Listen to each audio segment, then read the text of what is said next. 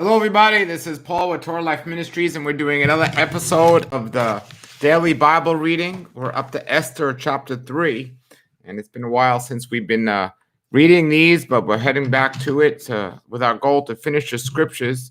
So it's important that we read the scriptures together. So that's what we're going to be doing here. So Esther chapter 3, we're going to be reading. But first, let's open up in prayer. Shema Yisrael, Yahweh Eloheinu, Yahweh Echad, Baruch Shem Kivo, Mahuto, Leolam Vaed. Hear, O Israel, Yahweh is our Elohim, Yahweh is one. And you shall love Yahweh with all your heart, with all your soul, and with all your might. And have these words which I command you this day be upon your heart. And you shall teach them diligently to your children, and speak of them when you sit in your house, when you walk by the way, when you retire, and when you arise. And you shall bind them for a sign upon your hand, and let them be frontlets between your eyes. And you shall write them on the doorposts of your house, and upon your gates.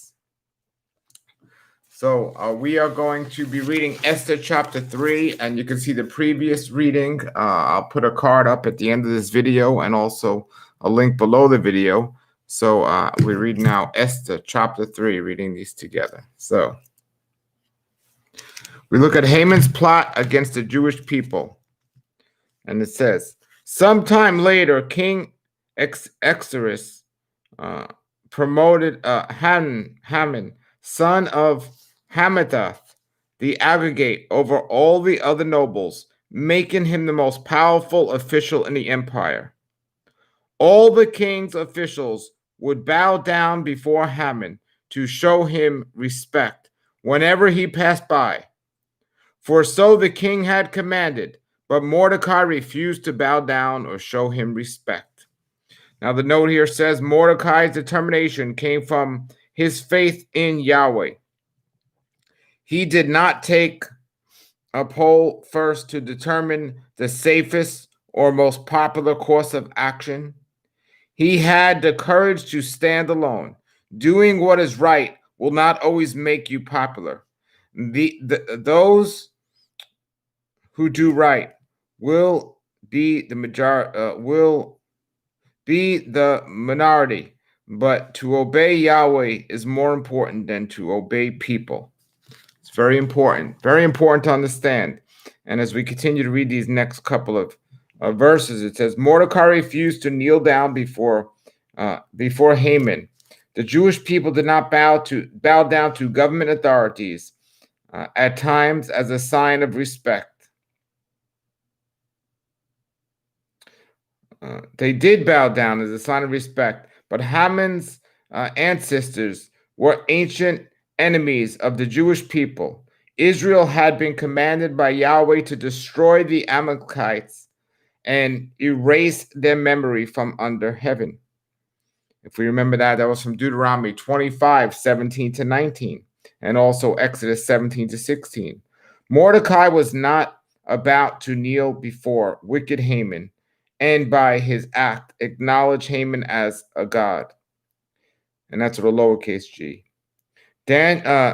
Daniel's three friends had the same convictions in Daniel 3. We must worship Yahweh alone. We should never let any person, institution, or government take Yahweh's place. When people demand loyalties or duties from you that do not honor Yahweh, don't give in. It may be time to take a stand. Now, this is very important, especially for today's times, because the government's trying to get a man to bow down and do things that don't necessarily go along with our Creator's words and instructions. And we need to remember that. So every book in the scripture that we read has significance when it comes to these things. It says here in verse 3, then the palace officials at the king's gate asked Mordecai, why are you disobeying the king's command? They spoke to him day after day, but still he refused to comply with the order. So they spoke to Haman about this to see if he would tolerate Mordecai's conduct, since Mordecai had told them he was Jewish. So now, as we continue to read this and see, now he revealed that he was Jewish. And can you imagine everyone standing up, everyone bowing down except Mordecai? And we see here what happens. Well, let's read verse 5 and 6. Verse 5: When Haman saw that Mordecai would not bow down or show him respect, he was filled with rage. And he learned of Mordecai's nationality. So he decided it was not enough to lay hands on Mordecai alone.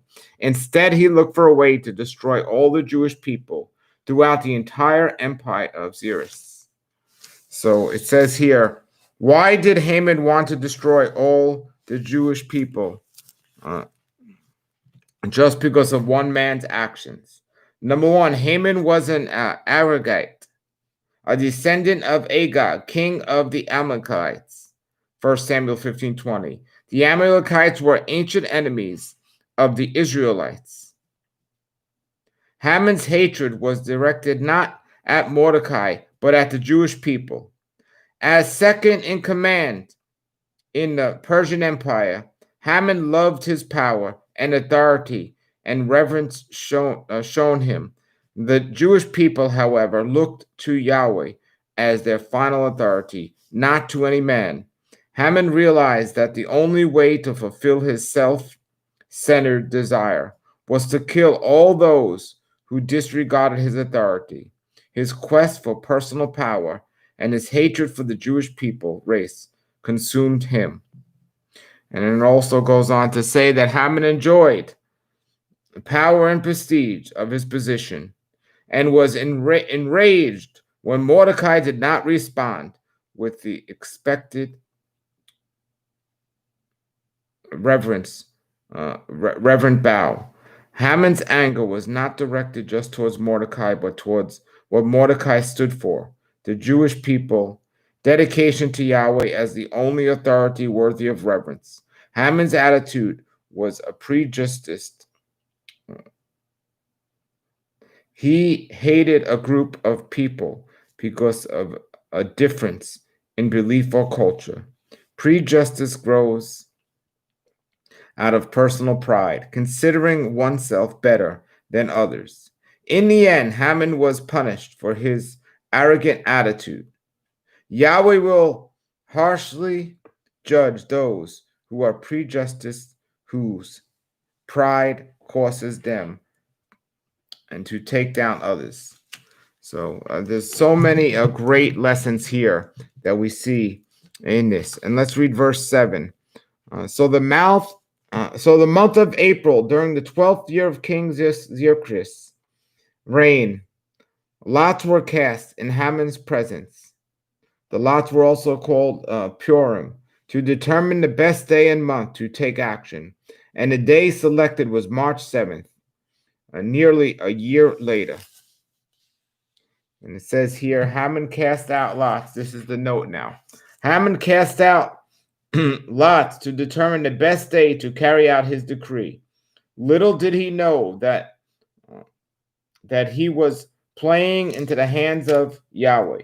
For the day of death was set for almost a year away, giving Esther time to make her plea to the king. The Persian word for lots was Purim, which became the name for the holiday celebrated by the Jewish people when they were delivered, not killed, on the day appointed by Haman. And then we read now verse 8. Then Haman approached King Xerxes and said, there is a certain race of people scattered throughout all the provinces of your empire who keep themselves separate from everyone else. Their laws are different from those of any other people, and they refuse to obey the laws of the king. So is it not the king's interest to let them live?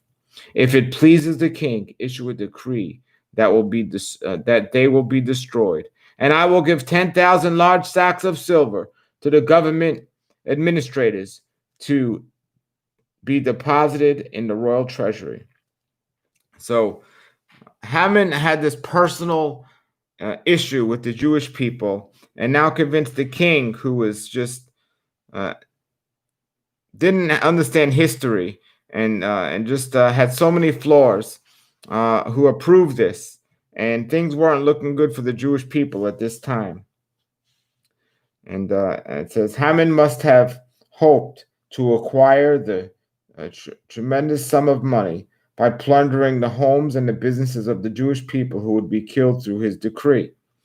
So he sets himself up. In verse 10, it says, the king agreed, confirming his decision by removing a signet ring from his finger and giving it to Haman, son of Hammedatha the Agagite, of the enemy of the Jewish people.